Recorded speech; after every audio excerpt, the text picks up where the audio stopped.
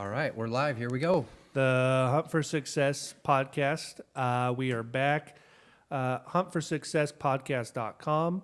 Follow us on Instagram, the Hunt for Success podcast, iTunes, YouTube. Please subscribe, share, all that social media stuff that I'm not very good at. Today we have, I'm going to say it both ways. Say it the way you like it. The way it's easier for you. How about that? I'm going to try to do both. Okay. Claudia Belindean, and Augustine. Augustine Belindean, or Augustine. Augustine. And then say the last name the way it's said in Romania. Belindean. Belindean. That's so much better. And Claudia. And Claudia. Yes. Well, thanks for coming on. We don't know each other very well, but I've heard some amazing stories from my wife. And she came home, I think it was after you guys had coffee you were talking about, and she just shared a couple of them with me. I'm like, we have to get Claudia on the podcast. And so I was thinking about our show today on the way here, and you said you don't want to talk about politics, so I'm going to start off with politics. The Philadelphia Eagles got uninvited today.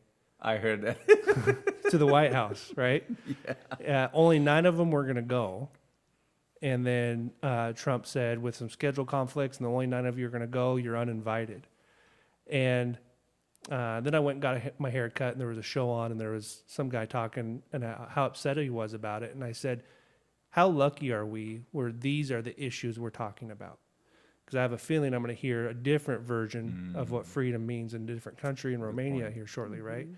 And that we're so lucky that the headline news is that a football team got uninvited to the White House because they didn't want to stand during the national anthem. Whatever your opinion on that is, we're very fortunate that we're talking about that and not the fact that we're not free to do what we're doing right now. Exactly. Yeah, exactly. Wow. So I don't know where you guys stand on the issue. We don't need to talk about it, but just based off of what my wife shared with me, I'm like, we're so lucky right now. So, Claudia, tell us a little bit about your background and where you came from. Okay. My name is Claudia, yes, Claudia, and then I was born in Romania, and then a beautiful city, Sibiu. It's a mountain. Sibiu? Sibiu, a mountain city right in the middle of Transylvania. And I was, or should I say my age? I don't know. Yeah, I'm proud of my age. I am 53 years old. Then You should have made us guess. Then I was born in a beautiful home. Mom and dad. We have my siblings. We are 9 altogether. Wow. In Romania, 8 of us were born, and then the 9th one was born here in the United States. So is that common in Romania at the time to have families that large? Not really, not that much. It's just mom and dad, I believe, to bring kids on this earth and to really have, a joyful family around them.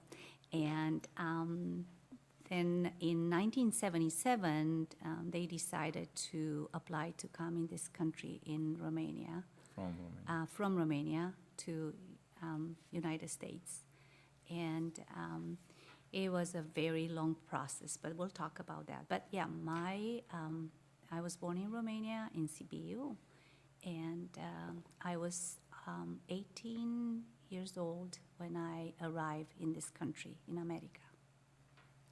And so in 1977, that's right in the middle of the Cold War. Is that correct? Mm-hmm. Yes. And yes. what was it like prior to that? So Romania that's only 25 years out of World War II? Right. Right? Yes. Yeah. So during that time, was that still fresh? Fresh. In the culture, coming out of Romania, what was it like? Was it a poor country? In 77? Yeah. In 77, go ahead. Do you mind if I jump in? Yeah, no, feel free. Okay. So I would say the 70s of Romania were probably the golden years. Yes. You could find food, no problem. A little bit of religion, liberty, in, a little bit. I can More really- independent? more independent, but still controlled. In other words, I just give you an example. If would be a Pentecostal church in a city somewhere or in a town, you were allowed to have only one church. You could not multiply. You could not go and proselytize other people, or you'd be in jail, pretty much. So from that standpoint, was okay, was good for us because we didn't know better. Yeah. But then at the end of 70s, beginning of the 80s, that's when really went south. Why my parents decided to make that change for us is because being a Christian, like Augustine said, they already started to kind of put pressure on us, being persecuted at school.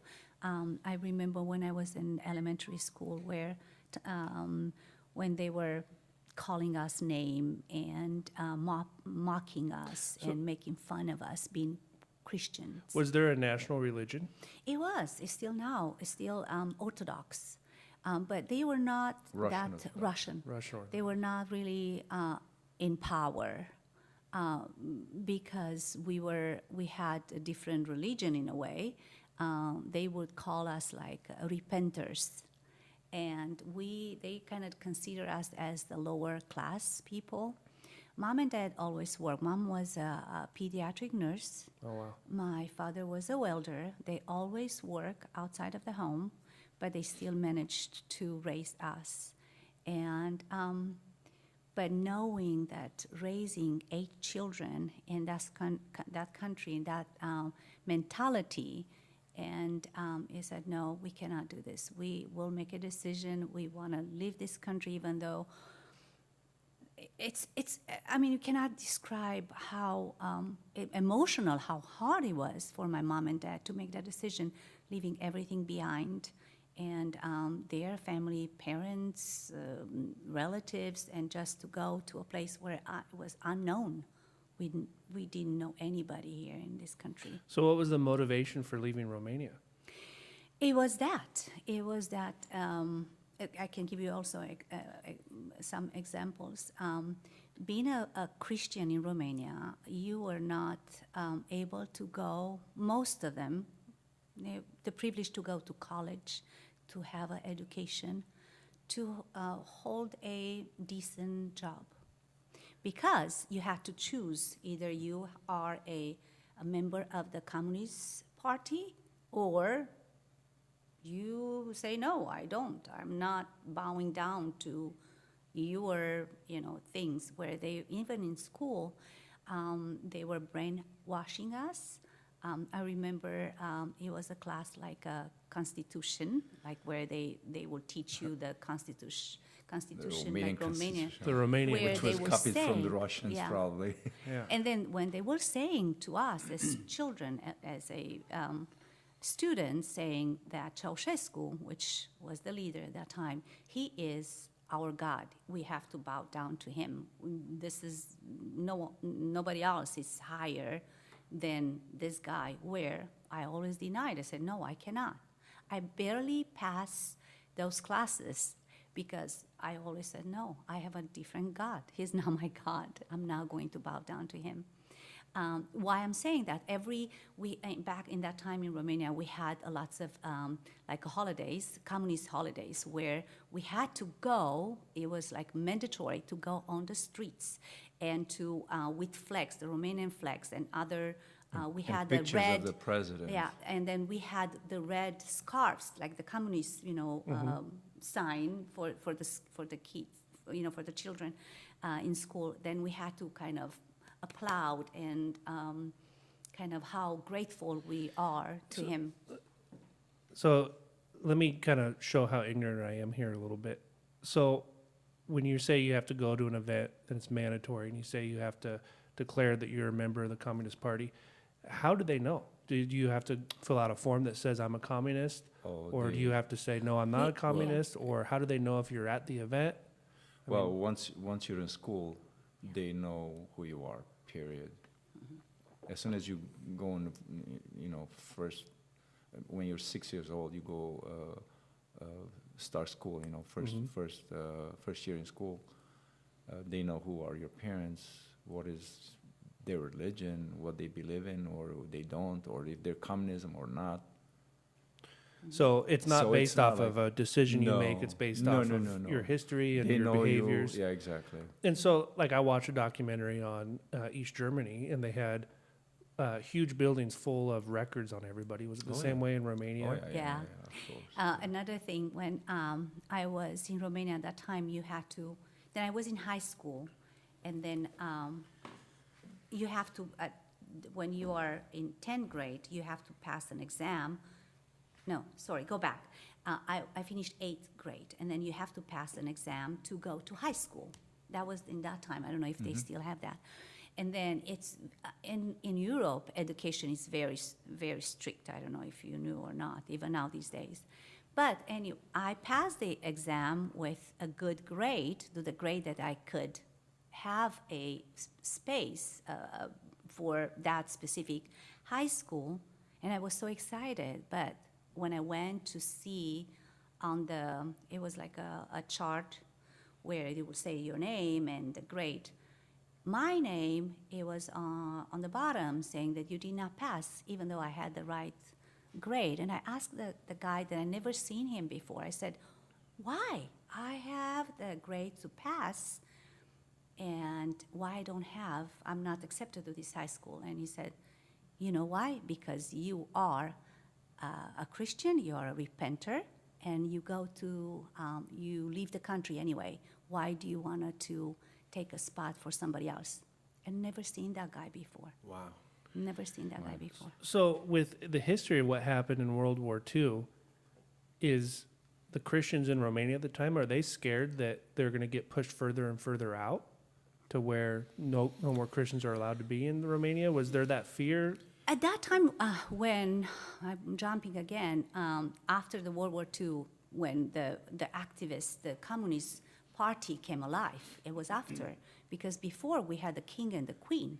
My grandmother, my grandmother used to work for the queen. She was the person that kind of watched over the queen to get dressed, undressed. Then my mother was born while my grandmother was serving the queen. Wow. Back in Bucharest. Then the World War II was kind of ending, and then it was the revolution even in Romania, and the communist regime started to kind of... back then, the first part of the war, actually Romania was with Germany, because the king was Habsburgs, of the House of Habsburgs, which they're Germans. They were Germans, right? So the king's father was married a Romanian girl, should I say? Okay. Elena. So yeah, and Helena? then Elena. so Yeah. obviously, Romania at that time was with the Germans, and then they were forced to abdicate in the middle of the war, because the Russians came and they says, "Hey, if you're not with us, we're going to take over the whole Romania." So they forced him to abdicate, and they left for Switzerland, I believe, in England, and actually, one of his daughters. So they left the country. Yeah. Yeah, they left Yes, the it was country. forced. One of his daughters, he had 4 daughters. One of them lives here in Oregon. Really? Oh, Yep. wow. And then so after the war, when they were divvying up all the land, Romania went They to the took- Soviet Union, correct? Not the whole part. No. Just the north part. The north part of Moldova. Probably, if you look on the map, Romania was divided. Was part of 3 little countries that we spoke Romanian. Everybody was speaking the same language. Maybe you can pull up like a post-Cold War and Yeah. a pre-Cold War And you can picture tell the map. northeast part of Romania was taken by Russians. As soon as they got in and said, "Hey, because we came and helped you, this is the deal." This is the deal." There was no deal actually. 'Cause they took it by force. And did Romania have anything to offer, like energy or Oh, farming, or yes. what was the Romanian motivation? country. Romania is still, even now, very, Very rich in minerals in and so in many, yeah. petroleum, oil, Yeah. gold, uranium. Because that's the deal right now with Oh, Georgia, yes. right? Is they have all Yes. that energy that Russia wants, and that's why they're. Yeah. If you look at the Romanian history throughout the ages, So you you'll got- see that the Romanian people never ever went to war against another country, but everybody else wanted to come and occupy Romania. Even beginning with the Roman Empire in 300 BC. That's how we became Romanized or Latinized. We're the only country in the central east central of Europe that speaks Latin. Our language is a Latin language. 70%. Wow, I didn't know that. Yes, It's the- and then the rest of them are Slavics around us, Yeah. except the Hungarian country, which is in west. So Romania is totally landlocked. I didn't know that. Exactly. Yes. The Yeah. Romance language is Yeah. Romanian. The romance. That's how our language changed since way back before, like 300 years before Christ. So the Soviet Union took over part of Romania then. Yeah, the northeast part, that little yellow thing right Do you there. have a pre-Cold War picture? Yeah, I See just, where it says Moldova right there? right here. That part was part of Romania. Okay. My uncle, one of my uncles, used to be during the King regime. He was the chief police of Cernăuți, which was in Moldova that the Russians took over. If you go Moldova today, that part of Romania, Hmm. they speak Russians, Ukrainians, and Romanians. They speak all three languages.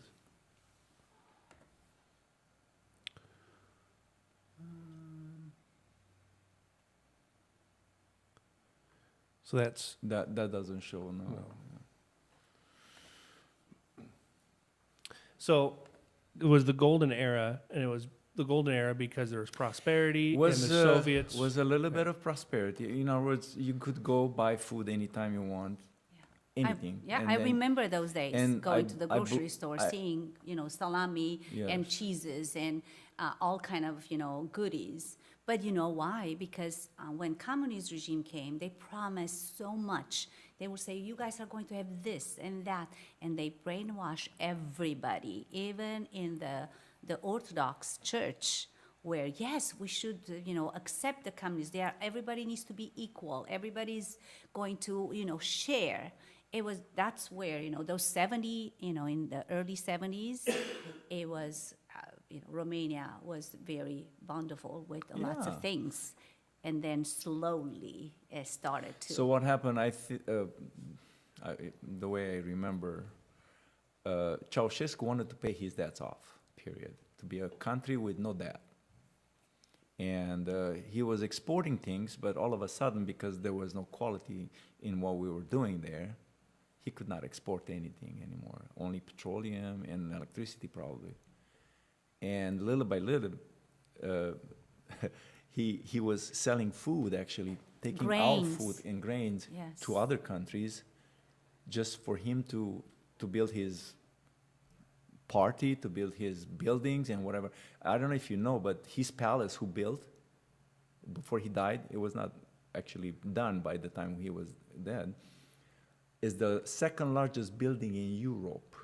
Oh, I've seen wow. pictures Second of it. largest. Imagine Russia. If you go in Russia, you see large buildings there, right? Yeah. Hmm. Guess what? This is the second largest. I don't know which one is the first one, but this is the second largest building, official building for a government. Can you pull up the picture of it? It's huge. It's, it's like, Casa Poporului? yeah, Casa Poporului it's called. Casa what? Casa Poporului, Poporului. the people's house. That's what they called it. And In so he was the president? Is that what? He called himself secretary of communist government, the president. He called himself anything, whatever he wanted to call him. The science. No, the wife Yeah. was the science. How do you, right here? Casa Casa Poporului. Poporului. Oh, yeah. It's an amazing building. What Yeah, is it there you now? go. Look at that thing. The government is using it probably 40%, 50%, because it's so huge, Yeah. so large, and it's hard to maintain. I mean, you need a lot of money to maintain that thing. So what was the tipping point? So let's use the grocery stores, for example. You said, I remember when. So when did things start to change? After 79. Yeah. After 1979, things really went south because he wanted to pay his debts out. So all of a sudden, little by little, no food. And then in 1980, 80 or no, not 1980. In 1980, the Russians invaded Afghanistan because I remember I was in the army. I had to, in 1979, and they... You were in the Made me- Romanian army? Oh, yes. Okay. And you were obligated to stay 1 year and 3 months. And then because he was afraid that the Russians will invade also Romania, all of a sudden we had 3 generations of recruits. All of a sudden the army became 3 times bigger than used to. So they held us there instead of letting you go home when was your time. Yeah, not voluntary. No, it was not voluntary. When you It was turned a certain mandatory. age. No, you're it was mandatory. Yeah, mandatory. when you finish high school or 19 or 18, you have to go. Anyway, so yeah, that's Look how at big that it is. Look thing. at that thing. Yes. Yeah, I'm gonna put it up on screen capture here real quick. Because he was afraid that the Russians would invade Romania, so we had this large army there. What I was going to say about that? No, what the food Oh, was. and then, yeah, so then little by little, you could not find bread, sugar, anything, almost anything. So they start if you want to buy bread, sugar, meat, Oil. oil, and I don't know what else. It was on ration. So it was, because there were like 10 people in the house, you'd get a little bit more. If you had only 5 people in the house, you get less. And every week, you're allowed to go get your ration, you know. But before that, also, you had to stay in line, which I did. Oh, yeah. Quite a few, not a few times, most of the time, every week. For toilet For, paper, for instance. Really? We were staying in line at 3 o'clock in the morning when at 6 o'clock or 7 o'clock the store would open. And you go buy toilet paper, just basic necessities for your house. And so many times you get to the counter, let's say, and then by the time you get to the counter, it was gone. Everything was So gone. did that cause a lot of corruption? Of course. It was corruption. Absolutely. You know, the people that absolutely. were in the high kind of jobs, they will always had food on the table. They always had things. They never felt the crisis. If you're not in the leadership or Yeah, we were not in there. As a communist, yeah.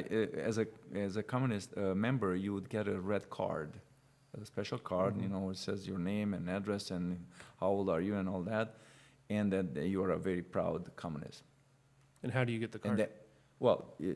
To accept. you have to their accept their creed Oath. and oath. So you guys didn't have cards? No, because I didn't. Were you ever wanted to. tempted to go, if I just No. say, No. No. if I just say I No. believe, even though I don't believe in my heart, if I No. just say it, they'll give me a card and I No. get more? No. No. Why not?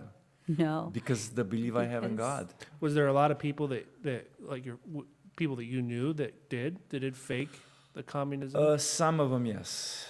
Yeah, And sad. that's a different story, and it's sad to tell you, but it happened. But going back to the food, that's another thing why my parents said we have to leave. We cannot. I never went to bed hungry, never. Even it was like milk, and my father would cut, some bread, and we had and put some sugar, and then that was our cereal, kind was of dinner. before, not dinner, but before we go to bed.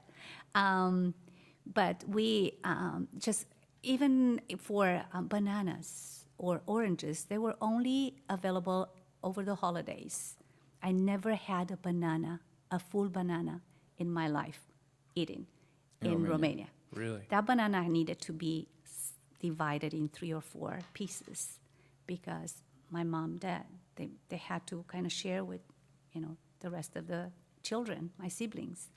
Or chewing gum, even chewing gum. To have a chewing gum from Germany, you were rich as a kid, sharing that chewing gum with somebody else. Stickers and little things. We were so thankful, so happy to have just a little thing from outside of from outside from Romania, and like I said, going back to the food, it was everybody's looking. I mean, you have to have things, you have to provide for your children, and that was another reason. And that they said we have to leave, we have to leave.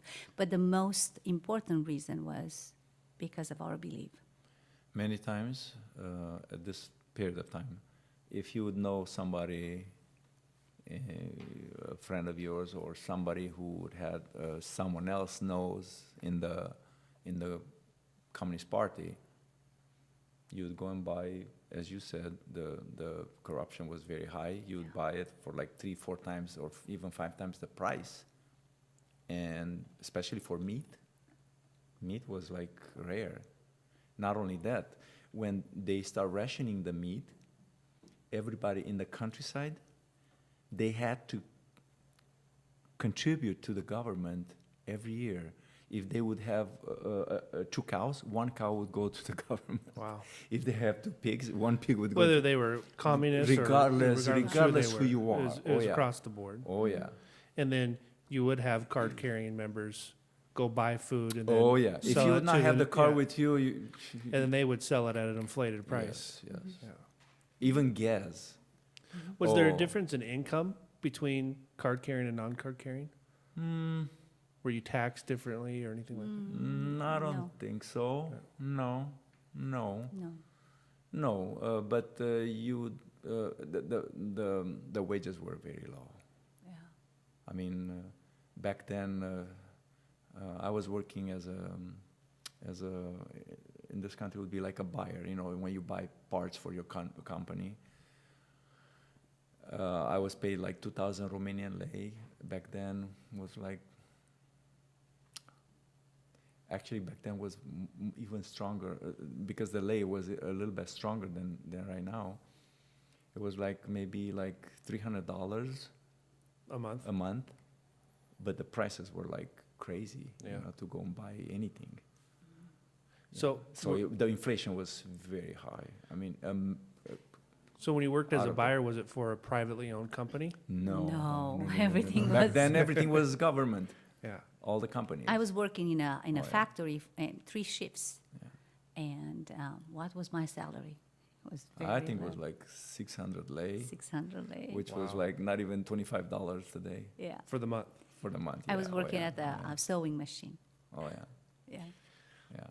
I'm sure there's among my friends right now, I'm sure there's a poll going on how long it goes till I bring up this movie. And I keep thinking about it. I wasn't going to bring it up. But I'm just trying to blank on it. It's a World War I movie. I'll think of it.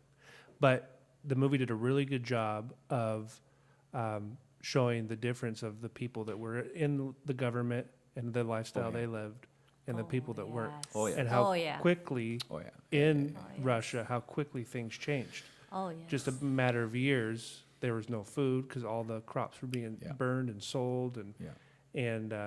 and then it got to the point where you had to have other people living in your house. The government said your house is this big, you can We're afford gonna have to to have divide this. That yes. was happening. Yes. When we that happened left. to Romania Yeah, too. to That Romania happened too. to Romania too. Mhm. If you had too big of a house, they would say, okay, half of it or whatever, Yes. 1 room, it's not going to be yours Share the anymore. You're done. Kitchen, the bathroom together. Yeah. So, did you guys, as a culture, did you see what was happening and compare it to like the Bolshevik Revolution? Because that had to be fresh on everyone's mind. Guess what? We were never taught about the Bolshevik Revolution in our schools. Really? Never. Because it was illegal. Hey, Ryan, will you Oh, yes. search for movies, Bolshevik Revolution? Okay. It's going to drive me nuts. if I don't. What I was going to say about gas, all the license plates in Romania were numbers, right? Mm-hmm. And if your number would end as a par number, this weekend you were allowed to drive the car. Next weekend you're not allowed. Because- Whether you're card carrying or not. Oh yes, no matter what, unless you're a government official. And so one weekend you would drive the car, one weekend you would have to keep it in the garage or. you know. Dr. Zhivago. Oh, Oh, Dr. yes, Zhivago, yeah, I've amazing seen that movie. movie. Yeah, that's It's an amazing beautiful. movie. It's a That's an beautiful. It's a Yes. love story, but Yes. man, Yeah, that's an amazing movie. I think it should be like what you were saying about how it wasn't taught in your schools. I think it should be mandatory in our schools that movie's watched. So since you're familiar with the movie, is that Yes. kind of a good example? Is that paint of a picture that what was similar to Romania during the Cold War? Well, since you start asking questions like this, we want to share with you how we met. Yeah, let's hear that. That's Because it's getting That's a into. love it's story. I getting just said into love the- story. I said love story. Dr. Zhivago. Okay, let's hear it. I would love to hear it. So I'm going to start, and then Claudia will continue. A little bit about my background. I was born, obviously, in Transylvania, 125 kilometers away from her city. It's more in the center of Romania than her city. Anyhow, and I was born in a family of 4 siblings. I'm the oldest one. We're all alive. They're all in the United States. Even my mom. Wow. My father died in 1979. He was a pastor. He was a Pentecostal pastor. I'm sorry. It's okay.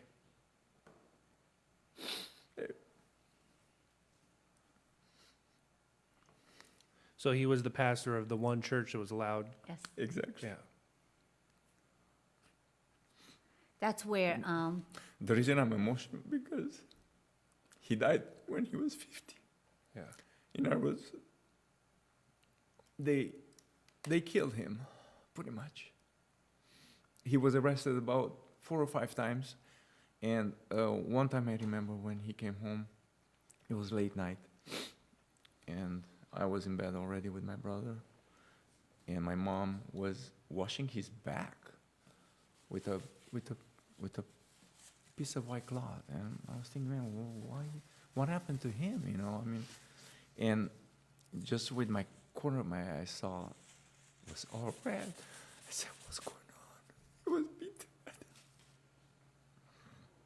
And this was just because he was practicing his religion and not Yes, and and not he- doing the doctrine. Exactly. Yes. He was Yeah. he He was never refusing. gave in to their. I mean, he was asked to join the party and be like what do you call An it? advocate. An advocate, and Yeah. then try to convince people in the church to become communist, you know, and not only that, but to tell what's happening in the church and make sure the church is not rising against be a the spy, government. a reporter. That was their fear all along. For some reason, I don't know where this came from. That the church would take over the government, because we serve an awesome God. you know, Mm-hmm. and we never had intentions anything like that. Absolutely not. But he wasn't willing to bend. He wasn't willing to give in. He was, yeah, exactly. He was willing not to bend. And although we had, in my church where I grew up, we had 2 people, 2 Christian people. They called themselves Christian. And every Monday, they would go to the security, And report. Securitate back Securitate. then, and report exactly what. Say, okay, tell me what happened. And of course, my father would not tell everything and every little detail or avoiding things that he. And he said, well, you're not telling me the truth. And he said, well, I'm not telling you the truth. I'm telling you the truth, but I'm not telling you exactly what's happening there. Why don't you come in? So many, many times, actually, the Securitate came in and just listening to what's happening. That and was see very what's common, happening. even in That my was very church. common. Every Sunday, somebody Yeah. was there just to But we listen and never see what's changed going I mean, on. my father, I don't ever remember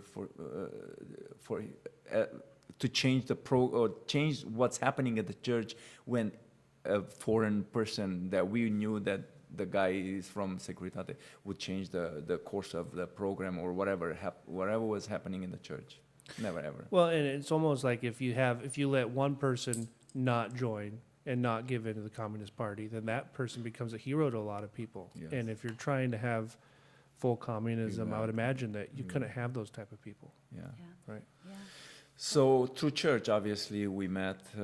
Actually, my father met her grandmother way back before he wasn't even married. And this was the grandmother that served for the Queen. Yes, Yes. exactly, Exactly. exactly. Yeah. My father used to go to their church actually when he was in the army and preach, and he was also he was writing poems. My father also wrote poems, and he had a little.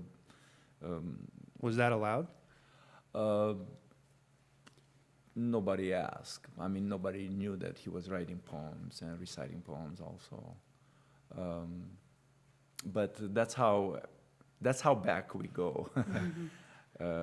And then the first time I saw her, she was like 12 years old, Wow. and I was I was 17. Yeah, but he was not coming to see me No, back then I was kind of like dating another girl from her from city. my city, and I was just watching Yeah. them. But then when I got out of the army, that's when I really saw her at 16, 15 and a half actually. And it was at her Love at brother's first sight. That's how we at say. her Yes. brother's party going away to in the army. And Say I that w- again. So when a guy would go in the army, and especially in the church people would get together, like a day or two before that, and have a party, like a meal and Fareway, or start how- singing. Yeah, and, like a do- going away like party. a going away party, yes. And I was invited by my best friend back then, who married her sister, and he was with, from my city also, obviously. And he said, "Man, you want to come and visit Sibiu? Remember Damian family?" "Oh yeah, I do." "No, why don't you come with me?" So that's how I ended up going there, and that's when I saw Claudia first time. I didn't care about her, obviously. No, I did. My mind was somewhere else. And she was the one who actually pursued to make sure I noticed her, I request his phone number from his brother, and after he left, I was calling him every week, but he did not come to the phone. I was dealing and talking to his brother, where I did not care about him, and I said, "I want to talk to Augustine," and he's not available. All that excuses. But we were invited to a mutual friend who got married to a different city. I don't know how to tell you. In Romania, and being in Christian churches, you go, you know each other, Yeah. and you go to different cities just the to churches ministry were not there. too big. And, The churches not- were not too big, like 600-700 people the most, Yeah. and especially young people. You know them, very well. Their family are very good singing family. I can sing too, but they're stars actually, and that's how we knew each other. That's how we got together. We were singing, we were having fun, going to having a Coke or a Pepsi or something, together and stuff like that. Then we went to that wedding This in a wedding, different yeah. city, and then I requested him to come, and he said, "I don't know if I'm coming, even though I'm invited, but I don't think I'm coming." And he kept me waiting and waiting for him. I arrived to that city a day before, and then I went to the bus station to wait for him to come. And from that bus, all the other people from that city, from Târgu Mureș, came out, but Augustine did not show up. And I was so disappointed, so disappointed. I walked out, kind of on the sidewalk, and then I heard my name, and I looked back, and it was this guy. I let everybody get out. Dramatic entry. Yeah, exactly. That's a good tip. Yeah, that was. And a night later, I told her that I love her, and she started laughing at me like, "What? This guy's crazy," you know. But I really meant it. I really meant it, and after that, you know, we became friends. And But it was another request, which I said, yes, I would like to be your girlfriend, but you have to ask permission of my father. As you know, we are waiting to leave the country to go to America.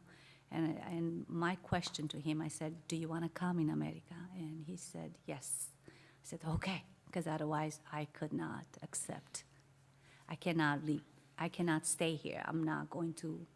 And at that time, Augustine, did your family have plans to come to America? No. no. But I wanted to come, regardless if I would have married her or not. And To did escape. you want to come to escape? To Escape, yeah. Escape. That was my plan, to escape, obviously. And you guys And make it actually, sound we really tried. easy, casual, like, oh, we're just going to move to the U.S. But it wasn't the case, right? To leave the country. No, it was so No. hard. I mean, to leave the country, in her case, they waited 5 years to get No, their passport. no, 7 7 years. years. 7 years. Yes. In my case, even though we were married on paper only, but that's what it counts in Romania. They don't, you know, they don't care if you stay together or not. As long as you have the paper, Oh, you're married. We did not talk about that yet. But anyway, No, but- yes, it was. But I was waiting almost 2 years to get my passport, although she was here already. So I have lots of questions. I'm just going to Yes, go interrupt. ahead. Sure, please. So was it hard to get into the country, to get into the U.S.? Was that the cause for the delay? Or was it No. hard to be let out of Romania? Let out. Let out. We had the visa from the beginning, Yeah. but to receive the passport for mom and dad, it was like every month or afterwards, even every week. Especially mom, would go to the Securitate and beg them to have those passports to be So- released.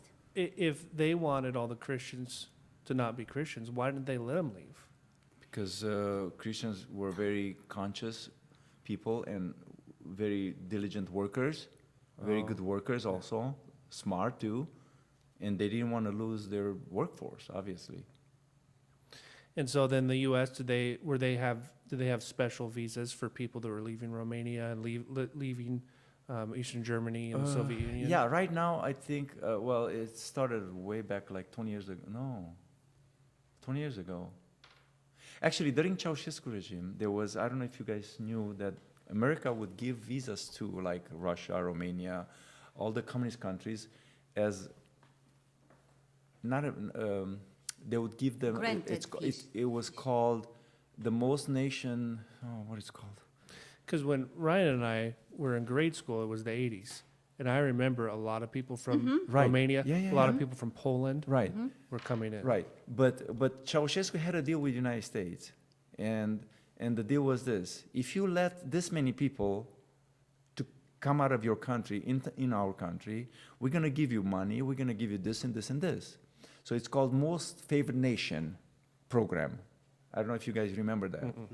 Most Favored Nations program. Most favorite nation. Program made by United States to just to attract or to help the communist governments or Christians mostly to Yes. come here. Yeah. You know, people who are suffering or people who are persecuted. And so at the time, did you guys know that all this was going on in East Germany too? Or like Berlin and the wall? And We were here by then. We You were here by then. Oh yes. Because Okay. we arrived in 83. She That came was in 83, 35 yeah. years ago. Okay. came in And the wall came 84. down in 80. 89. 89. 89. Yes. Yeah. But so Ceausescu promised America that he would release so many people a year. So that's how we would get visas to or give passports to us and leave the country. Because Right. visa from United States was Yeah, not a it was problem. easy. There were churches, there were people who would sponsor Yeah. immigrants, you know, at that time. But they did not want to make that, they wanted to give you very, But they would give Bad. like select Hard. people only, and it was And was there a lot of corruption there too? corruptions, Oh, and not only yes. that, but you had to threaten them. Like, I'm gonna go and speak to Free Europe Radio or Voice of America, how bad it is in Romania, and you're gonna lose the status of getting money from United States and Ceausescu didn't want to have that. I mean, he wanted to have that because he would get some favors from the United States. So it was like Yeah. a game going on. But you also had to be careful what you said negative towards the Oh, government, yeah. right? If you Like- start saying negative towards your government, Yeah. they would persecute your family like crazy. I mean, big time. Take you away. Pretty much lock you up, or take away your food, what they could do anything and everything to you. And besides your father, did you see that going on with people you knew? Yeah, even with us, for example, Yeah. because they knew we were on that blacklist. Everybody in Sibiu, in my city, the government, they knew the Damians. My maiden name Yeah. is Damien. They are on that black. Watch them out. Watch out. In the last 6 months, I was still, in Romania, and one day I received a phone call from a guy saying things about me, I saw you yesterday, where you were, what you were dressed in, every little detail. And I thought, okay, this is weird. Maybe it's a friend making fun. Then the next day, same thing. The next day. And then I was asking my friends around, I said, are you the one who making this, jokes? Everybody said, no. Then I found out that was a guy that was assigned, a Securitate guy, that was assigned for my case to threaten me, to watch me and making those threats to me, and just to put fear on me. Then my mom, she needed to say, okay, now you are going to be locked in a house for a month. You're not going nowhere because this guy could harm you so Yeah. much. Then our phone, our house was bugged with, they heard or they hear anything that we will talk, especially on the phone. How did they bug your house? Oh, they would over come. the phone. Yeah, on the Yeah, phone. over They the would phone, come yeah. just not unannounced. Oh, it's something wrong with the line. We have to repair the line, which we never, had any problem, but just excuses. Then every time when we had to say anything or talking to people in United States, we had to talk in codes just for the Securitate would not understand what we are talking about. Then, or put like pillows on the phone, and just to make sure that they are not, hear us, even just a regular conversation in the house. So who would you be talking to when you're using code? You said it. To the sponsors here, or The people who other are trying to Romanians get who you out. Yes, were already here. Yes. Crazy. What was Yeah. the code like? I don't remember, Mama and Daddy, no. Interesting. Yeah. Yeah, everything was intercepted by them. Phones, letters. So- sometimes I would mail letters from a different city and not putting my name on it, just to make sure it gets to United States, or the other way around. I mean, when she would send me letters, because I was there a year and 8 months with, Then how we did, maybe that's another question. Then I left the country with Mom and Dad and my brothers and sisters in June of 1983. But in January 3rd, 1983, Augustine and I, we went to a courthouse in a small village, and we got married. Somebody was teaching us what to do. And that's where we got married secretly, at the courthouse, and where we received the marriage certificate. And this was done in secret because you didn't want the government to know that Yes. you were trying to leave. Yes. nobody knew except my mom, one of my brothers, and her parents. Nobody else. Then Nobody we else went knew that we were going to go get married. Yeah. Our witness at that time, it was the house, One of the janitorial janitor lady and at the at the courthouse. courthouse. We didn't have Because you had to have anybody. witnesses, because you're getting married. Then the guy who married us said, "Why you don't change your name from Oh, Damien and then to we kept our names, Belindean?" our last names. And I was, my mom and my dad, they really want Augustine to be my husband, but he said, I cannot be 100% in this. And my father even was like, I'm washing my hands. If they are going to cut you, they are going to cut this event, your constitution, you have to stay in Romania. That's what I You did. cannot They would leave the country with keep us. her. And I said, I know. But the other way, knowing that coming in this country, the only time coming back in Romania, it was only after after I will have my American citizenship, which was 5-6 years. Let's go back a little bit. So your dad had said that if you guys get married, then you're not going to be able to go to America with us. 'Cause they're not going to let you No, out. If the the government government would would kept her kept- behind. Yeah. Yes. If that secret, if somebody would knew about me, yes, Yeah. 100%, 100%. Her older sister got married before they would leave, and just because they got married, and actually he took their name just to Yes. make sure when they fill out the papers for to get their passports, he would get the passport too, kind of like an attachment to the family or Yeah. something. Like a brother. Yeah, like Yeah. a brother. They said, no, you got married, sorry, you stay behind, you're a different family, you're gonna apply separate. You have to wait. Wow. But, So that was the risk. Yeah, that was the risk. And then, and we got engaged. And you would never know that, But you would get the passport. We were back. not living as husband and wife, not so ever, because he was in a different city, I was in a different city. He would come and visit us between, January till June. But 2 weeks before I left the country, I had to go to the Romanian consulate in Bucharest. We had to put like a oath.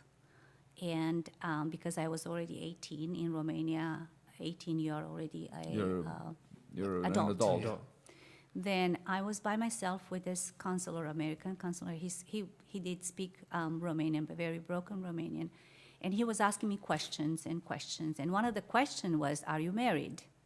And he was expecting me to say No. no, but instead I was like, yes.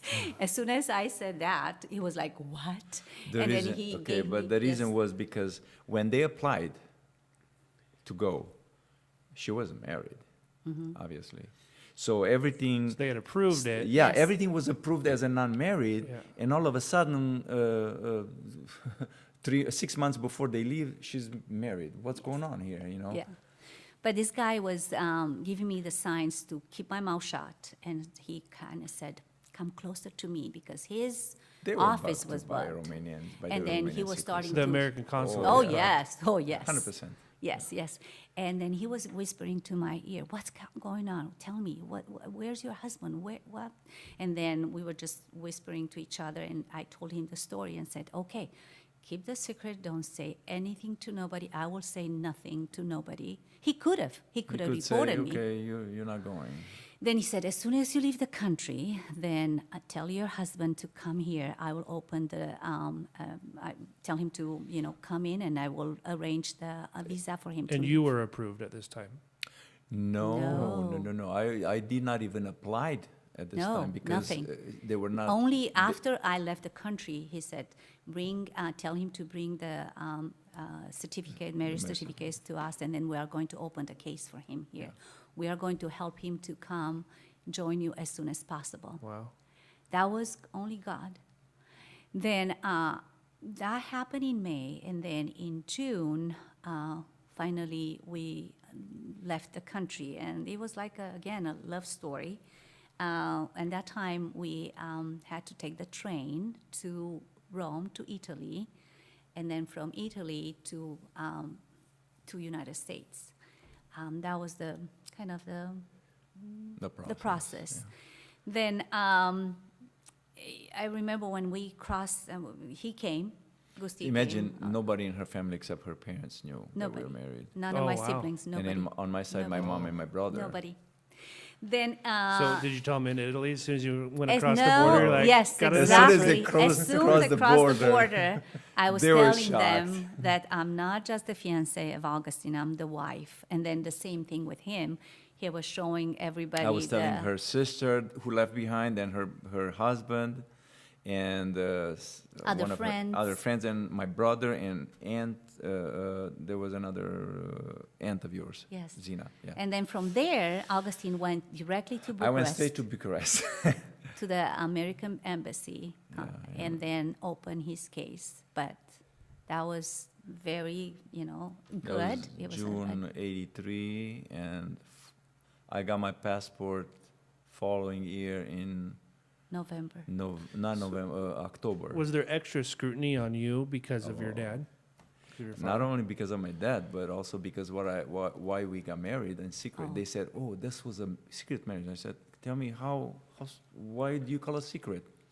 I went to a government official place where you get married. We signed that both of us that we're getting married, and we had our names on it, our address, everything was legally. Well, you didn't tell us that you're marrying a person who's leaving the country. There was no question. Nobody was asking me that. There was no, how should I say, requirement to say that on any of your papers. Why would you say it was a secret marriage? I said, no, it was not a secret marriage. It was their fault. By the time the papers went to her city that My she's city. married, I was left the country. they were already left. Yeah. So we took this opportunity of this little window of time when and also, Claudia didn't mention this, but in order to get married, you had to have your ID. It's called bulletin. Yes, that's right. Well, once you get your passport, they take the ID away from you, and you can never get married with the passport. Oh. It takes So- all your rights away it from takes you. all your rights from Romania, pretty much. And then No school, no so work, so we nothing. married. There was a 2 weeks window when Yes. they knew they're gonna get their passport. It was from January 3rd until 2 weeks after.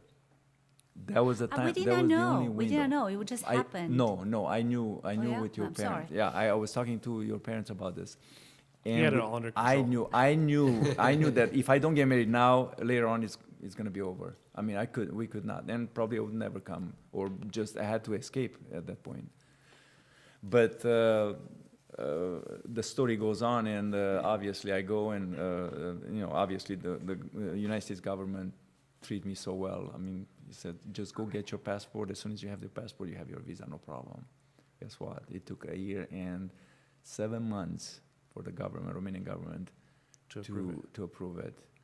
I was knocking at their door every day, almost every day, and saying, But no, it took go home. away your rights. You were not able to work. Oh yeah. the- As soon as I applied, they said, okay, since you're leaving the country, you have no rights anymore to work.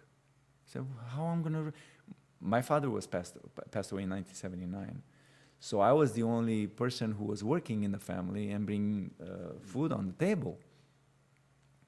And they said, we don't care. Tell your fiance, tell your wife to send you money. So yeah, she did, as much as she could. I mean, she was working $3.15 an hour, sewing things, here in Portland somewhere. And anyway, so as soon as you don't have work in Romania as a male, automatic, the government hunts you down and takes you back in the army as like in a concentration camp.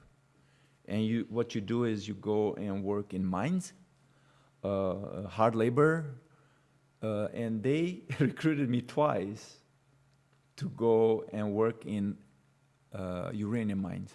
Oh. Obviously, their intent was to pretty kill. much kill me. Yeah. Because why didn't I tell them that I'm marrying? So her? because you applied, you lost your Yeah, I rights lost to my work, job and right because away. you weren't working, you were I tried required to get- go. And Yes. I had pretty good friends Yes. who had pretty much power, a lot of power in high places, and they say, Augustine, I cannot do anything. We cannot do anything for you. And I was giving them money. Back then was very. Coffee and cigarettes. Coffee and cigarettes was Marlboro. like American cigarettes was like gold there, and coffee, because you couldn't buy them anywhere, And I said, man, I can offer you this and this. Can you help me? No, I can't. And they tried twice. They tried to, and finally I have this friend, and she says, give me your. So when you're out of the army, they give you another ID card that you fulfilled your duties as a US, Romanian citizen in army. And they said, give it to me. So what he did, he had a friend in the army who was a doctor. And he took my card and he wrote on it that I have some kind of weird disease. So that way they could not take me back, because if you're sick, they wouldn't touch you. Yeah. So finally I got my passport. What disease did he give you? I don't even, something with my lungs. But before you got the passport, it was me on the other Oh, yeah, side, yes. where I was constantly, searching and finding a way for him to come, sooner than after a year and 7 months. Meanwhile, we were able to, I think I was able to talk to him on the phone 10 times, I think, or less than 10 times. I think less than 10 Less than 10 times. How we kind of, we were able to stay in touch, I would write to him a letter every week, and then not knowing if that letter will go to him or not. And the same thing with him. Often I would get the letters that were already opened. And then that was the only way for us to kind of know how he's doing, if he's still alive, if, communicate. That was it. And then I had a When you gentleman. heard that they want to take me back into concentration camp, that's when you called. That's where I called. God sent a person that I cannot disclose names, nothing. But this guy, he knew more than a lot of people would know.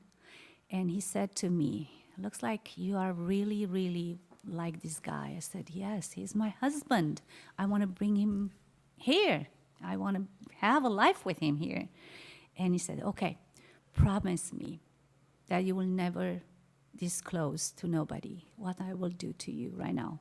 And I said, okay. It was a Sunday night, where in Romania was Monday morning, early Monday morning. So you were talking to this gentleman Yes. in Romania. No, here in the United States. States. Okay. Yeah. This guy was a spy And here. he said, okay, I will dial a number, a phone number.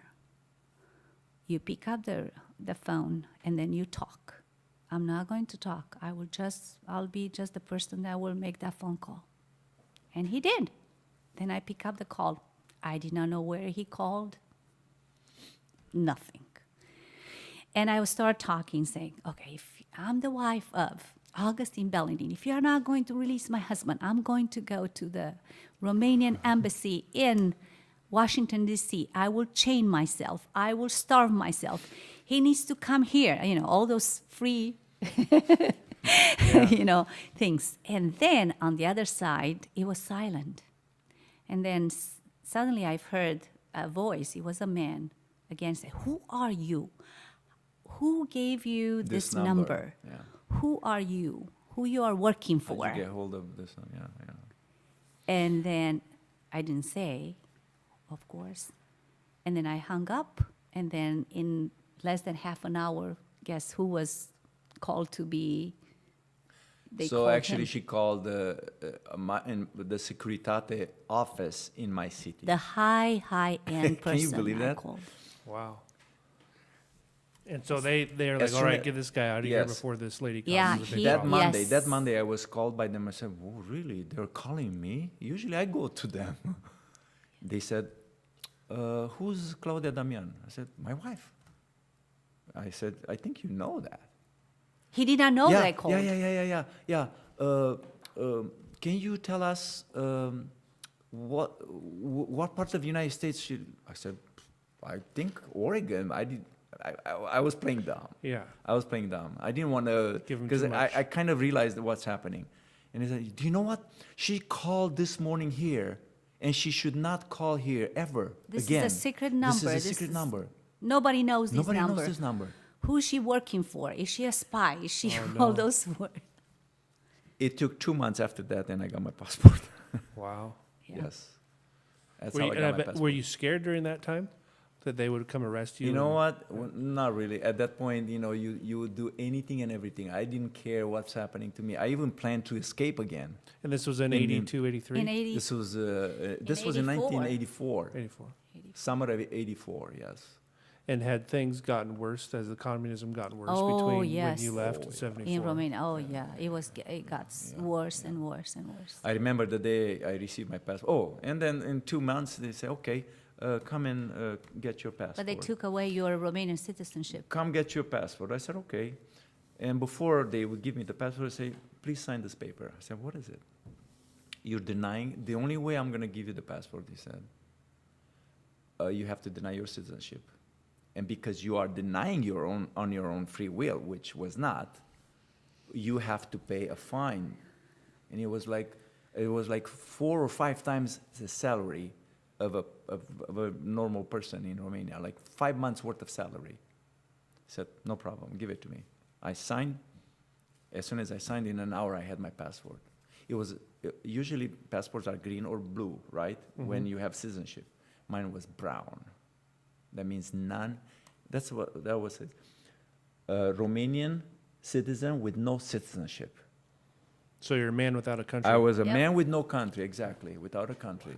I said, no problem, I'll take it. Just let me go, man.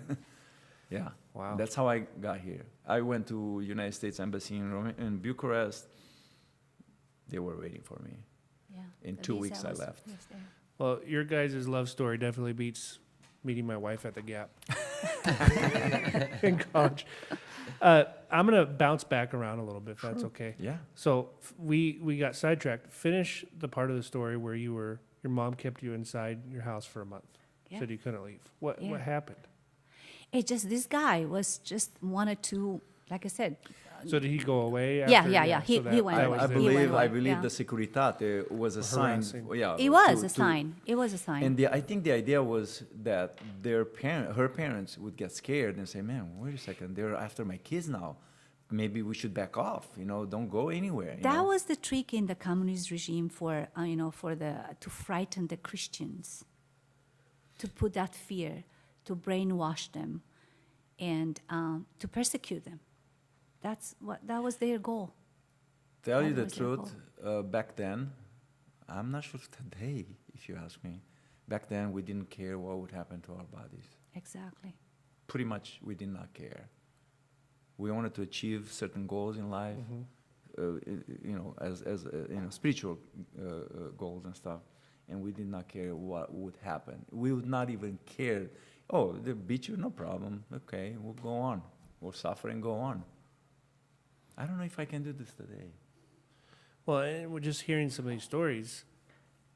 I like to think I'm a man of character, but at what point am I willing to give up, at least verbally, Yeah. my beliefs for my safety and that kind of stuff? And thank God we don't have to do that in this country. That's right. Many That's times right. obviously during, I have 33 years of America. She has 34. 35. 35, yeah. And many of my friends are asking me, man, tell me about your view. And now you see all what's happening in our And these are country. friends that know your background. They know my background. Tell me, what do you think about this? And I always tell them the truth, man. I say, if only half of the United States would go and visit a communist country for a month, for 1 month, or 2 weeks, they would come back totally different. Yeah. Totally different. Go in China right now, even right now.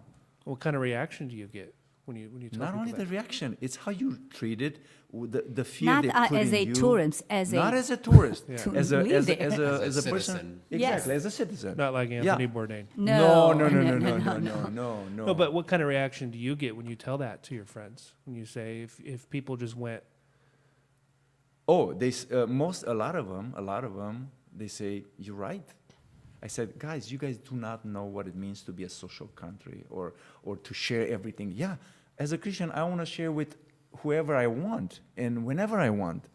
But in a communist country, you share whenever you don't want. And Yeah. even if you don't have, you have to share because they force you. well, and I think that especially in maybe our age and younger, the definition that people have of communism isn't anything close to what you're talking about. Socialism, it's the Bernie Sanders, and there's a lot of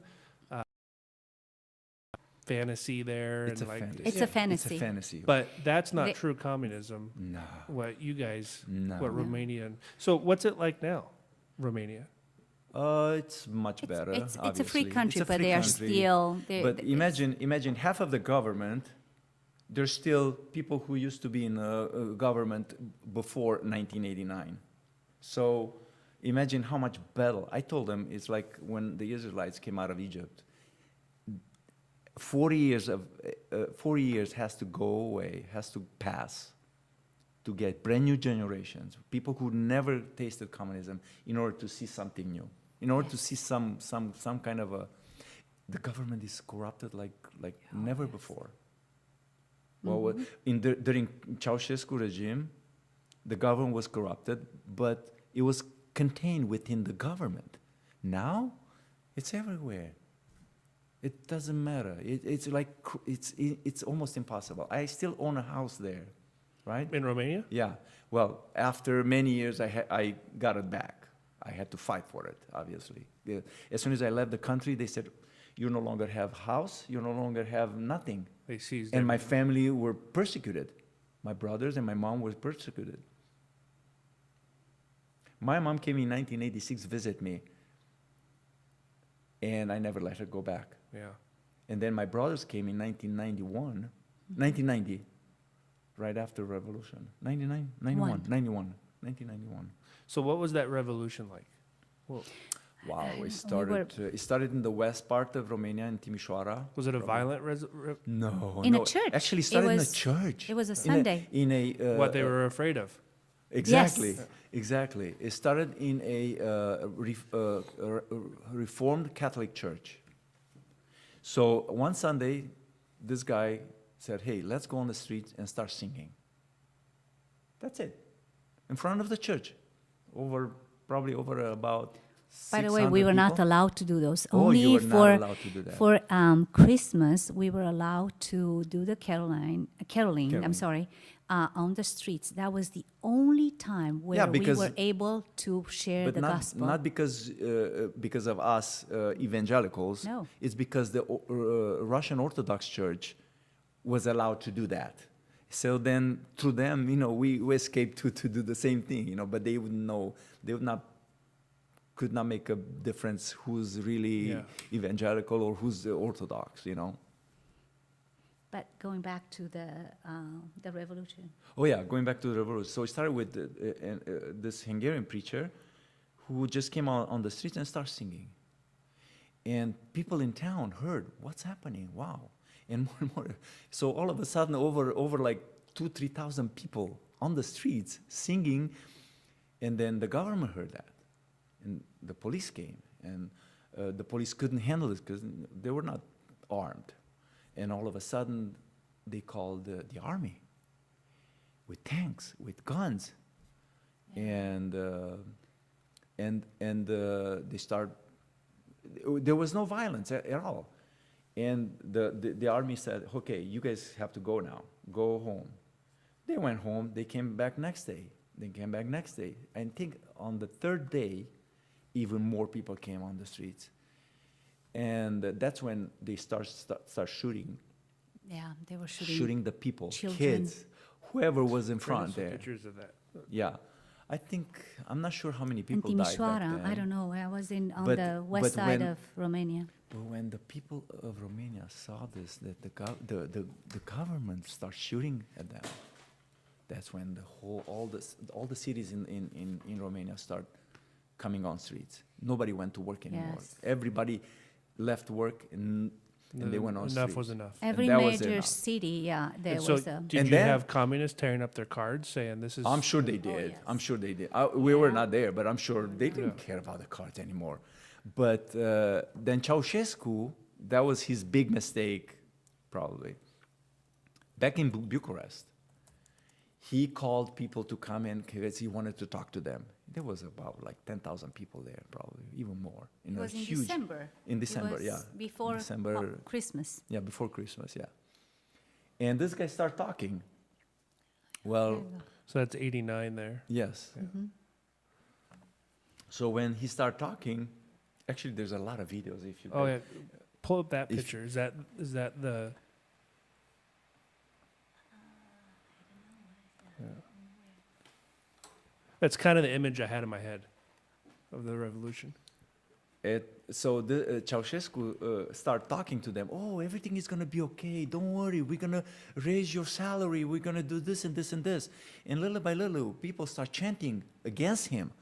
And he said, wait, what's going on? So all of a sudden, his people, Ceausescu people who You was can skip with that him, that was with him in the balcony there, they pulled back. You And can he turn left. that one off. And he left there. And he left to try to talk to people. And all of a sudden, he tries to escape. There was a helicopter on top of his palace there, and him and his wife took off. Well, guess what? People who took him, actually, they planned to take him away and actually execute them. So he And thought he was did not escaping. know. He did Yeah. not know that. So it was. I think it was a coup It was a coup. organized. I think the coup took advantage of what happened in Timișoara, and all of a sudden, throughout Romania, said, "Man, this is the time." Well, there This had to is- be outside influence course. from other countries. Yeah, because that was Yes. happening in Germany. It happened in right Germany, there, it and happened in then Hungary, it happened in Yes. all the countries, It was Poland, just a- Czech Republic, Yugoslavia. It was fresh. It was only Romania who was really kind of, Romania and Russia, who was not doing anything at this point.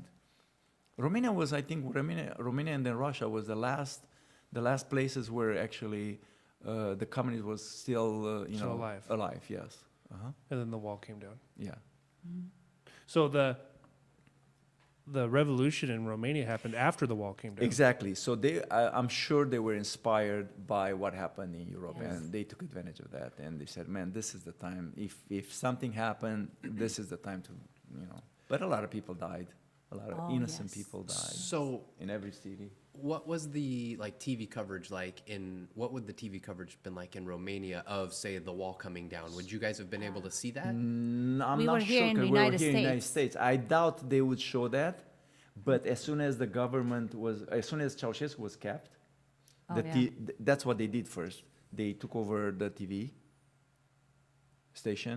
There was only one TV station in Romania. Anyway, 1 and 2. at that time. Channel 1. And Channel 1. One and And then Channel they took over the TV station, and they start broadcasting freely. This is what's happening. And they showed images and all of a sudden the army turns against the government. That was Yes. that was the good Yeah. part. That was the good part. That was the good part. So At the beginning, the first 2-3 days, the army was against People. People, yes. because then- was the order.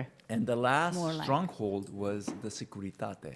Yeah. So the Securitate people had guns, their own guns, and they were the one hiding in. so they would have in been like buildings. the KGB. Yes, like the Yes, KGB. exactly. They were hiding in buildings, and they're shooting from the buildings, from the rooftop of the buildings towards people, man, Yeah. and killing.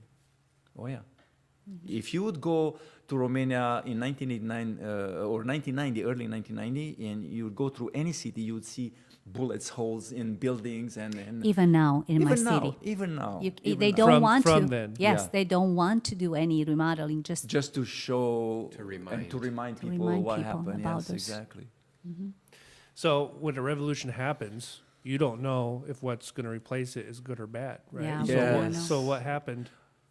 It was still, as we say, the first president after Ceausescu was a guy who actually went to Russia in Moscow he was Iliescu? buddy with Iliescu, buddy with Putin, pretty much. Yeah. Imagine that. So They wanted to have a reformed communism, if you communist will. light. Like East Germany maybe, or I don't know. But because what happened throughout Europe, it didn't hold up. But the problem is, the ones that were, in the communist regime, Securitate, they were frightened now. They knew that they are, everybody's after them. They started to deny themselves. Oh, yeah. No, I'm not a Securitate. No, I never. I was always with the people. But some of them, they escape. Yeah, some of them did. But yeah. some of them, they did not. Yeah. Most of them did not. No, they were killed. The hardcore ones, And to tell you or what is it actually, communist government, at least in Romania, it was a clan, pretty much. They would not believe one iota what's happening. They would use the system to oppress people. That's the whole idea. To control people, Yeah, to that's do it. whatever they wanted, and for their own advantage. Simple. It was no different than Nazi Germany. No difference. But Hitler used different methods. Pretty much. Well, it's scary to think that that's still going on around the world today. In a lot of cases, even worse. You know, when you see Oh, North yes. Korea, Yes. and Oh, see, yes. you know, Yes. Oh, Yes. and you see what's going on in the Gaza Strip, and I mean Exactly. everywhere around the Yes. world. You know, Roger, who owns this museum, and another friend of mine, Dirk. I was at Dirk's house for Thanksgiving, and he asked everybody to Sure. say what they were thankful for, right? Hmm. And so everyone kind of half asked their answer, and I'm thankful for my family. And then it gets to Dirk, and Dirk's been all over the world, right? Dozens and dozens of different countries. And he said, you know, I am so thankful to live where we do, because I've Yes. traveled the world, like you were saying to your Yes. friends, and I've Yes. seen what some of these other countries are like. Exactly. And even though our country has problems, and we have Oh, big yes. disagreements, and there's big divides going on in our culture, we still live in the best place possible. Amen. And it coming from somebody that I know has traveled all over, I knew he meant that. So Oh, yes. I went in Europe pretty much in every country except Russia. I would never live in Europe, no matter, even England, or Germany, or in France. Wow. I would not want to live in Europe at all. because Because I you've know- experienced what no because freedom. exactly. Yeah. And I visited, and I pretty much read a lot and know a lot about governments and about social life in those countries. Not long ago, a few years back, I visited England. Man, I had such a bad experience. I said, I would never want to... In England? I would never want to visit You England must have eaten again. the food. No. They kept us as Americans, and I don't know, now we're getting in politics probably. They kept us as a singing group, Christian singing group. We don't go there to make money. We don't go, just share our faith. Yeah. And they kept us in the airport about almost 8 hours, interrogating us, who we are, what we do, and we're all U.S. citizens, all of us. This was at the beginning of Barack Obama's second term. Did you see the movie with Tom Hanks? I think it was called Terminal, Where he's where he stuck got in the airport. he got Yeah, stuck yeah, in the yeah. airport Yes. and he started just working and Yes. And they could not answer why they are keeping us in the airport. And this is on the way there. So we landed in Heathrow, and then obviously you have to go through customs. It took us 8 hours to get to customs. what a It's probably nightmare. because you had a brown passport. No, I had a blue passport. I had a blue passport with a chip in it. Well, let me tell you something. My parents did a really good job raising me because they instilled something in me. We watched a lot of news, and to value the people that you're around and to not be afraid to have conversations and learn from That's other very good. people. And in a way, I think we were fortunate to grow up where we did because I did have kids in my class that were from Poland, from Bosnia, a lot from Bosnia. Yes. And now I know a lot of them, but kind of seeing where they came from and seeing what their family was like, Yeah. and obviously they're a lot different than us. When his name was Paul when he moved here from Poland, but that wasn't his name; it was Vladimir or something nobody could pronounce. But you saw the difference in what they were like, what their family was like from a culture standpoint, coming from poverty, and you could tell they were fleeing. And he was scared. He had no friends. I remember he had a Michael Jordan Trapper Keeper, and Michael Jordan was his favorite. But he didn't speak English yet, so it was neat growing up around all these immigrants that came from war-torn countries. Exactly. Do you agree, Ryan? So I actually have a question though to fast forward to kind of why we started this podcast, and that is to hear people's their definition of success and kind of their success story. So fast forward to you're both here in the U.S. and where you're at now. So what's your journey been like since you've been here? And you've been here a long time. This didn't Yeah. happen yesterday. Yeah. So imagine you land in Portland Airport only with one luggage. That's it. And, people would ask you, what is your name? And you say, what? Huh? I could not even spell my name. They say, oh, please, sir, spell your name. Don't know what they're in saying. my mind, Yes. in Romanian Yes. mind, what is And What's you were in that? your 20s. And I was 24. 24, yeah. Long story short, obviously we went to school, started going to school, learned the English language. In about a year or so, you start understanding. That's what it's coming first. You understand the words, you understand what they're trying to tell you, but you cannot answer. Here and there words, and even today, my grammar is not that great, But it's like your mind suddenly sees the light when you start understanding English, And it was hard work. It was very hard work. I went to school. I went to ITT Technical Institute. As soon as I did that, I got hired by NEC America. Back then I don't know if you guys remember NEC, Nippon Electronic Company. It was in Hillsboro. We were making those little cell phones, first ever cell phones built, before even Motorola did. And because I was good in math and I was good in whatever I was doing, in my life, I became a quality assurance engineer. And every product that was shipped out of the warehouse had to be signed by me, otherwise it would not go anywhere. You're the quality control guy. Exactly. So from that standpoint, it was excellent. Obviously, my wife started working, as in a I was working for for a Pendleton wool Woolen Mills. company. Yes, exactly. And then in 1986, I think, somebody gave us an opportunity to work for an adult family home, like caregivers.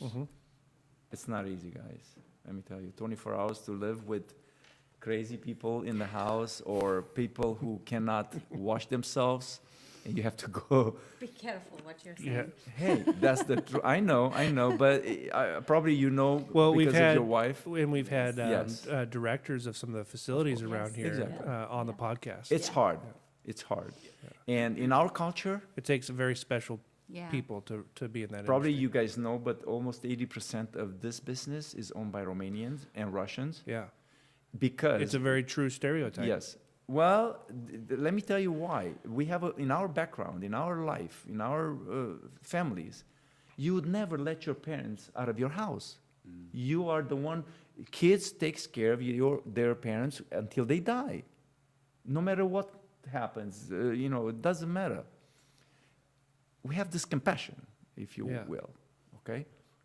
That's why I think we're successful in this business. That's my opinion. It's part of your culture. Yeah, it's part of our culture. Exactly. I never thought about it that way. Exactly. That there's so many Romanians Yeah. in that long-term Right. care. Yeah. So somebody gave us the opportunity to work for them. In 1 year, obviously, I was working for NEC and Claudia was doing the business Bave. And in 1 year, we could save enough money to buy our own house, our first house in 1987, I'm sorry. In 1987, summer of 87, we bought our own house in Hillsboro. In 88, we started our own business. In 89, in 1990, I bought another house in our neighborhood there. And in 1996, we gave up the business and bought a house in Vancouver, and we're still in Vancouver. That's awesome. Yeah. And because of her experience with elderly people, then we got into this referral business, which, thank God, we were blessed beyond our imagination.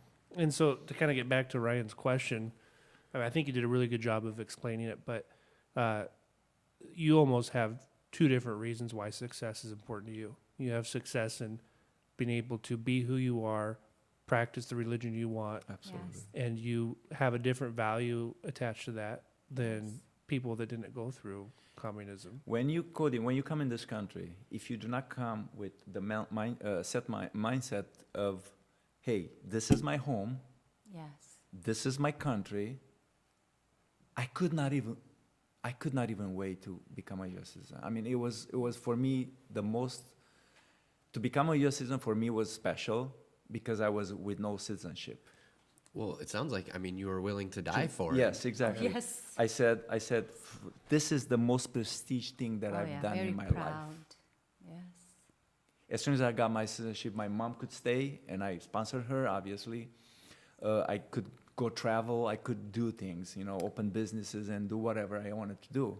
Sing in the streets. Go, Go For Caroline. me, Exactly. for example, Exactly. because we arrived in America June 30th of Yes. 1983. 83. Then our first experience for a holiday here in Was the 4th of States, July. it was 4th of July.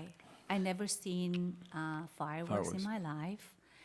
And I, even now these days, every holiday, I cry. I feel Yeah, the freedom. For that day when we went and, I didn't speak any English, but I don't know how to explain to you guys. I felt the freedom of being in a land of freedom. I was able to be me, Yeah. For the And first time ever, first time. Then that, I think it will be something that for the rest of my life, I always cry and I always thank God that I'm here in this country and thank God for those people that fought for me to If you- have the freedom. If you guys want to come and visit us at our home in my neighborhood, you would know my house right away because I have an American flag all the time on my side of the house Yeah. because I love this country. Yes. It's amazing. And kind of to wrap, go full circle, it must make you guys upset to see people not understand that and not have the respect yes. for it. It's more like I'm afraid of my granddaughters now. I mean, not afraid, but I'm thinking, man, are we going back somehow to where I escaped from? I don't want that to happen to my granddaughters. That's what I'm thinking. My granddaughters, my great grandkids. I want to live to see them growing up in a country that I knew when I Well, came. and you just made me look at, and I don't mean to keep talking about this football protest, but you made me look at it from a different point of view. It's almost disrespectful to the people that are there listening to the national anthem. Because I like to go to hockey games. We go to a lot of hockey games, and I love the national anthem. Yes. I don't get choked up and emotional like you do, but I do get a little emotional. That is to hear the song and to have. I get goosebumps. Yes. I get every single time. goosebumps too every time. Yes. Exactly. Yes. But I never stop to think about who else is in that stadium that might be listening to that song that has a different meaning to them. So people with your background, veterans, Yes. Exactly. people who have lost family members in wars. Yes. And so it's not a good place to sit there and, I mean, you're insulting all those people during that. Exactly. I don't know how long the national anthem is, that couple minutes. But hearing you guys and your passion and what it means to you Oh, yeah. changes the perspective a little bit. Definitely. Yeah. When you Definitely. become a U.S. citizen, I don't know if you know this, but you have to take an exam. Yes. Yeah. And obviously, there's a manual that you learn from, and there were at least 150 to 100 questions that you kind of do you go through and exercise to see. And when when I took my citizenship, it was a lady, and she asked me 3 questions. That's it. And of course I knew them. And then she looks at me and says, "You know what I think? I think you know more history than most kids in our school." Absolutely. Mhm. Yeah. I said, Yes. at that time I did not, I said, "Why would you say that? Because they go to school so many years, I mean." And she said, "We are not teaching our kids anymore our own history the way it's supposed to be. And we're not required them to know it and respect it. Who said that if you do not know your past, you'll not be able to see the future. Mm-hmm. If you do not know your past, how can you see the future? Well, and look how powerful it was in Romania to control the schools and what's taught, Exactly. right? Yeah, I mean, it's crazy. We don't have to go deep into your opinions, but when you see things like all the refugees coming from Syria, and you see all this in the news, what's your opinion on that with coming from your background?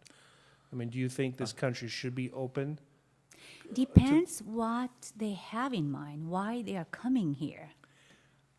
Are they coming really here because they wanted to Because they're be a escaping part? genocide, Yes, right? to be a part of this country, Probably to most people honor this country. Probably most people come here for a better life, Yes. but due to the politics situation that we face this time in our lifetime, actually started probably, I would say at least 10, 15, since 2001, I think it started. That's what I think it started.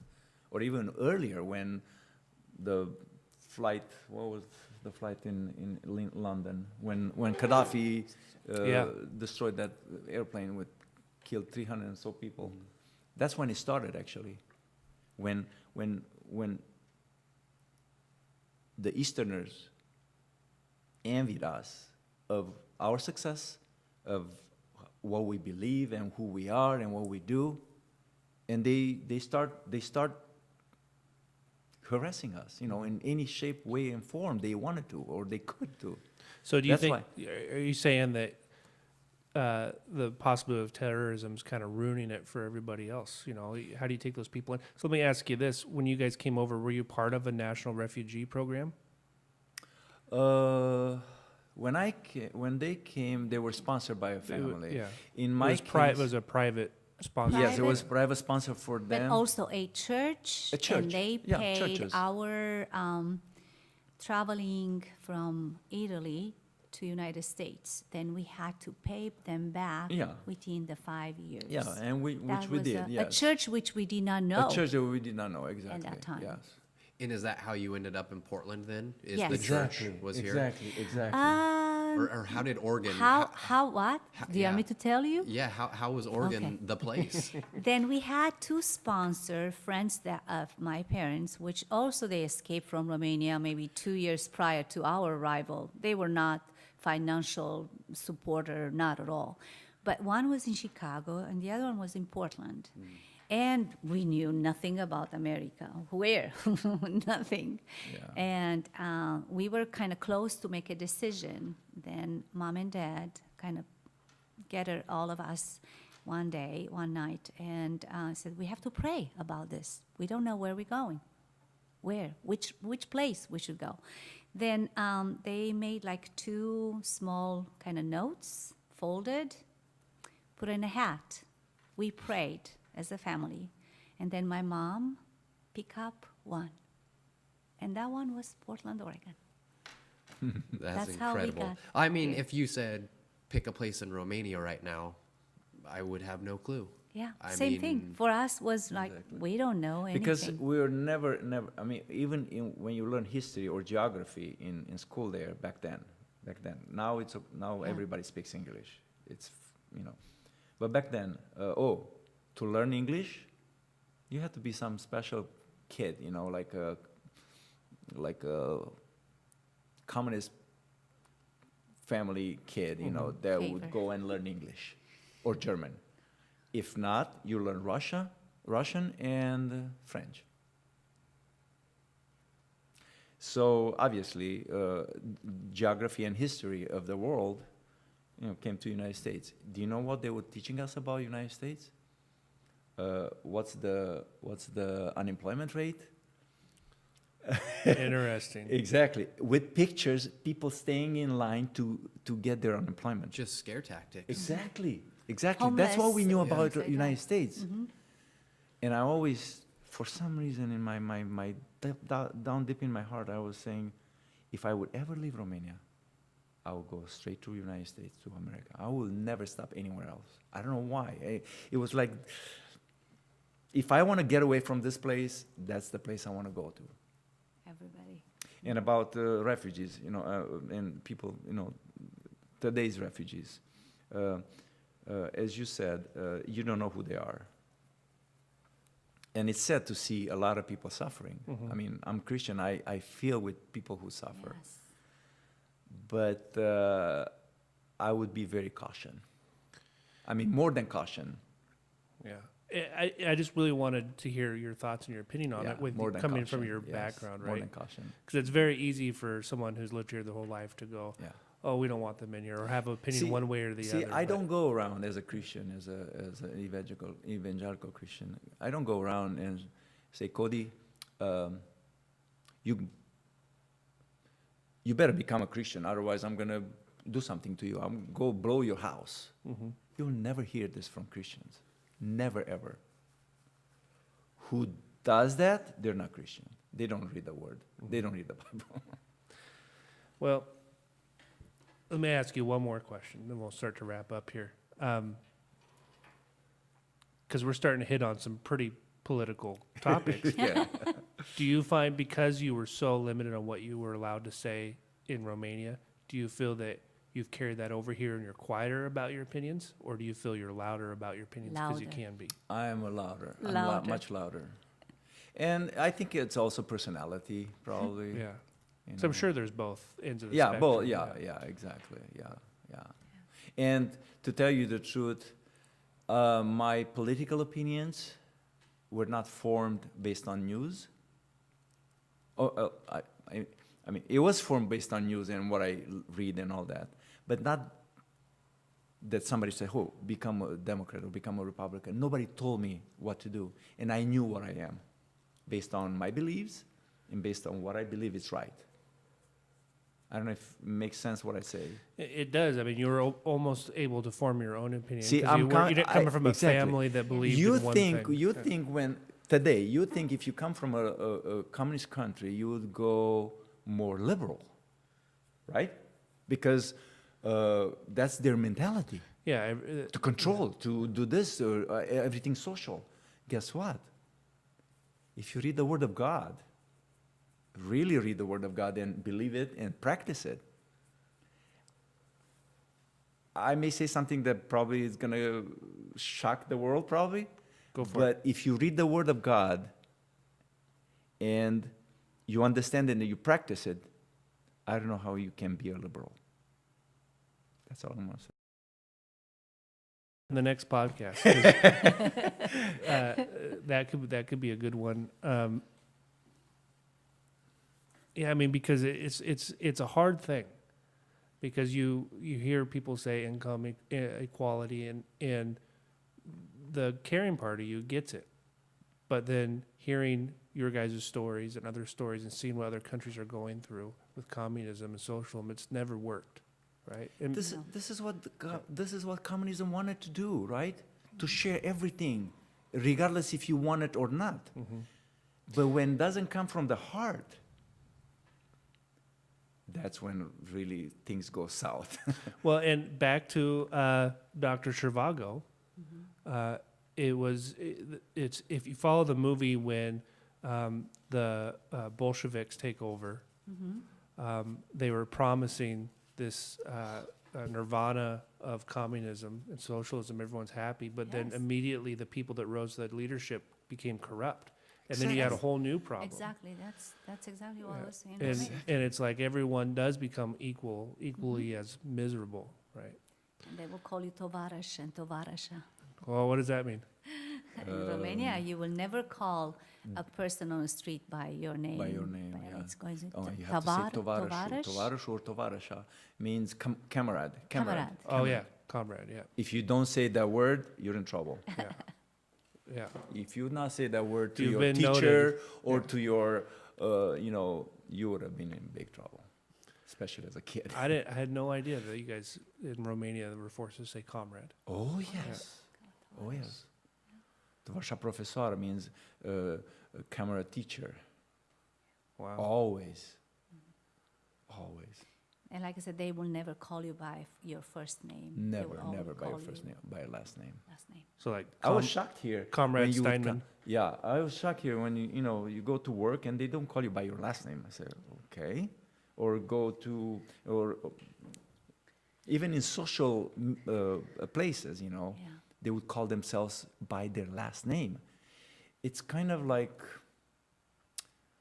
I'm showing respect to you, kind of, but actually, it makes you stay away from, I cannot get close to you. If you make me call you by your last name, in my mind is like, okay, this guy doesn't want to, just It could be 6 anybody feet from away your from me. family. Yes. But by calling you your first name, 6 feet. it's personal. It's personal, exactly. Yeah. Exactly.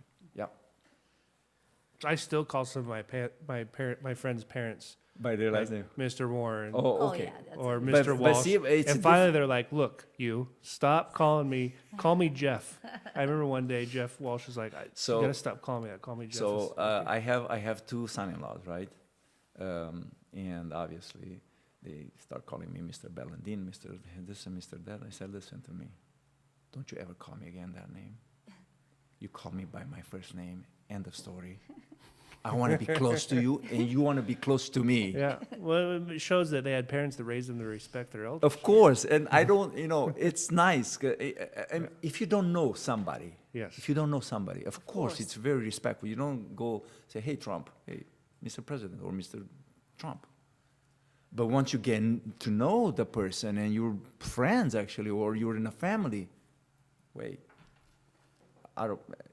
you feel the distance if I do. I understand. Well, thank you so much for coming on and sharing your story. Our pleasure. The whole point of this podcast is to sit down and have conversations with people that have had success in one form or another. And I think you've had 2 very big forms of success. Yes. And I just hope that people like myself listen to this podcast. Well, I listen to podcasts all day. And sometimes when you're hearing somebody else's conversation, you hear one thing that you can do differently that day or help you solve a problem or help motivate you in a certain way. So I know your story has definitely changed my perspective on a few things, and I can't wait to come back and re-listen to this. or maybe I can say one more thing. And Yeah, whatever you want. Absolutely. Yeah. Just FYI, obviously, being Christians, we wanted to spread the word of God. And our heart is obviously for America, no question asked. But still, in us, there is a seed of Romanian in us. Absolutely. It's where you're So from. when we heard in 1989 that the communism was down and, it's free to go in there, our first thing was, let's go there and start preaching and sing and do all that. We were the first Romanian singing group. Yes. I was playing bass, she was playing voice. I was singing with voice too, and her brothers piano, and very talented people in music. This family, amazing. Her brother wrote over 1,000 songs. What was it like to go back? So we went back in 1991, 91. May. May 1991. So right after the Right revolution. Right after the revolution. But what I'm trying to say is we formed this nonprofit corporation, obviously. It's called the Messengers Group. If you Google it, you'll find it. And obviously we would go almost every year to visit Romania and then do tours. Concerts. We would rent stadiums or big halls and stuff like that. But 20 years ago, 25 years ago? The pastoral one? 25 years ago, we started a TV program. And even today, we air 4 programs a weekend. A TV program sponsored only by our family and a few other Christians. What's it called? It's called the Pastorul cel Bun, the Good Shepherd, Okay. and it's aired in Romania. Oh, it's aired in Romania. In Romania, of filmed course. here. Yeah, we Yes. do all Filmed the here, all the aired in editing, all the music, Wow. all the preaching, and all So that. you guys are celebrities. And we send the tapes there. My brothers, they are very known, are the oldest gospel band. Band In Romania. in Romania, yes. But they live here in Portland. Yeah, they live here in but Portland, They yes, go yeah. there. But going back to how was the feeling going and singing in Romania in 91, we sang at big stadiums. Oh yeah. It was packed. I mean, it was. But we were very emotional. I mean, first time imagine going first time back, going in Romania and singing, and For us was so shocking that you could go in the middle of Sibiu, a big piazza, right? Just go there, set up your instruments, put a sing on nice the stage, streets. and start singing. It was Yes. amazing. It was amazing to see how much has changed since we left, you know. Yes. And our first trip there in '91, we paired up with Luis Palau. I don't know if you guys heard about Luis I know- Palau. I know He's an Argentinian preacher who lives here in Portland now Yeah, I've for heard that. the I've heard last his 30 name. years or so. So he knew that we live in Portland. He said, "Man, I'm gonna be in Sibiu at that time. Why don't you guys come and sing? I'll preach and you guys sing."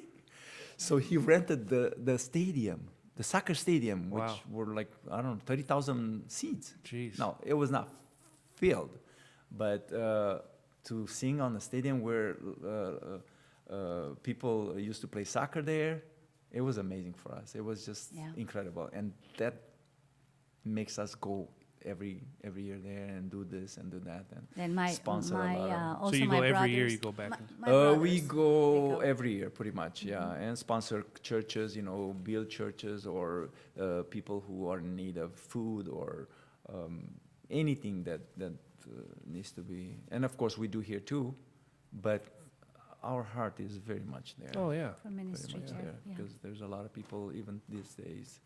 Either now in Romania, either you're really making it or you're really down in the ground. It's a lot of poverty. There's still. no middle class. Still, There's no middle class in Romania. yes, yeah. And I'm sorry to make it longer. But we can talk as long as you guys want. No, Right. it's been amazing just hearing you guys' story and your journey. And imagine almost every Romanian who comes here, or I would say almost, has their own stories, Oh. and some of them are even more amazing. Imagine those ones that escaped That through the escaped. Danube, or there was like 50-50, Or people, or even dying, just trying to escape. Probably you guys heard about Richard Wurmbrand. He was in prison during Communist regime, obviously, and he was arrested and in prison for like 13 years or 14 years. And then Richard what? Richard Wurmbrand, Volbron. yes. Yeah. He passed away, though. He passed away already, but he was persecuted so much for being a Christian and being a Jew also. And he came here in 1976, I think, or Yeah, 70. early 70s. Early 70s, anyway. And he joined with Underground churches. underground church, but he joined with it's called Prison Ministry Fellowship. That was started by what's his name? He died also. He became Christian in a prison. Chuck Olson. I do The- know. I do know. Yeah. Chuck Olson, the former Nixon advisor. Yeah. I know. And he was in prison for, I don't know, like 10, 15 years or so also. But he became a Christian, and then when he got out, his ministry was only for prison. And he joined this guy. They joined together and then did a lot of good stuff for the prisoners in this country. Well, good for you guys. Good for you All guys right. for being so passionate about your faith, and Yes, we and not just talking Yes, about it, we but are. going to Romania and doing what you guys do. I think it's very inspirational. So, Thank you. all right, we got some more guests lined up. We're going to be getting some more podcasts out, hopefully a little more frequent. But again, follow us on Instagram, The Hunt for Success Podcast, thehuntforsuccesspodcast.com, Facebook, all that good stuff. Yeah, on YouTube, leave us a message. Tell us if you're liking what you're seeing, what you're hearing, and until next time. All right. Goodbye, everybody. Thank you. Bye-bye.